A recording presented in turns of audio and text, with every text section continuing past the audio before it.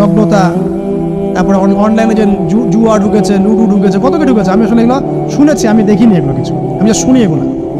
এই যে বিষয়গুলো, সেগুলো আপনার পরিবারের নৈতিক মূল্যবোধটাকে নষ্ট করে ফেলবে। বিনোদন যদি পেতেই হয় তাহলে বিনোদন, কায়িক বিনোদন নেন। পরিবারের সন্তানদেরকে বা আমাদের সদস্যদেরকে জিম করতে বলেন, খেলাধুলা করতে বলেন, ফুটবল খেলুক, ক্রিকেট খেলুক প্রয়োজনে। যদি গান শুনতে চান, ইসলামিক নাশিদ শোনেন, ঠিক আছে, কৌতুক চান, ইসলামিক রসিকতা করেন, ঘোরেন, প্রয়োজনে পরিবারবর্গকে নিয়ে ঘুরেন, দেশটা ঘুরে আসেন, ট্রাভেল করেন, ঘোরেন, আল্লাহর নিদর্শন দেখেন, এটাও তো এন্টারটেনমেন্ট নাকি? পরিবারকে সময় দেন, পরিবারকে সময় দিয়ে আপনি এই যে প্রাকৃতিক বিনোদনের দিকে চলে যান, ডিভাইস কেন্দ্রিক বিনোদনের দিকে যান না। নাহলে হবে কি, মাথাটা ওই ডিভাইস কেন্দ্রিক হয়ে যাবে, অস্থির, এবং এই মাথার মধ্যে আর কোরআন সুন্নাহর সঠিক জ্ঞানটা ঢুকবে না। তো এই কাজগুলো যদি আমরা না করি, ইনশাআল্লাহ পরিবার ভালো হবে। আল্লাহ রাব্বুল আলামিন আমাদের সবাইকে আদর্শ ইসলামিক পরিবার গড়ে তোলার তৌফিক দান করুন, আমিন। আর তাদের কথা বলে শেষ করি যে যারা অলরেডি ঢুকে গেছি, এই সমস্যাগুলো ফেস করছি, এখন 1 নাম্বার কাজ ভাই, আগে তওবা করে আল্লাহর কাছে ফিরে আসতে হবে। যে আল্লাহ, আমি জীবনে যা ভুল করেছি,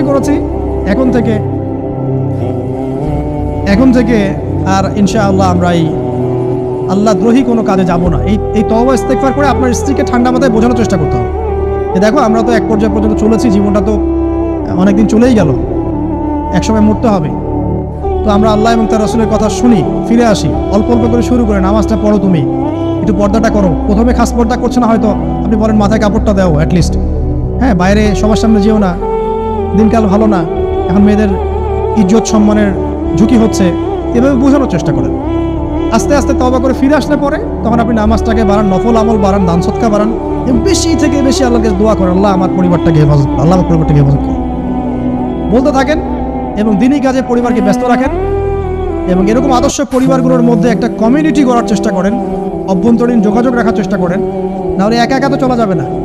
আপনি আদর্শ পরিবার গড়েছেন, পাশের বাড়ির লোকটা করে নাই, তখন সেখানে গিয়ে আপনার সন্তান শিখবে, সেখানে গিয়ে আপনার স্ত্রী শিখবে।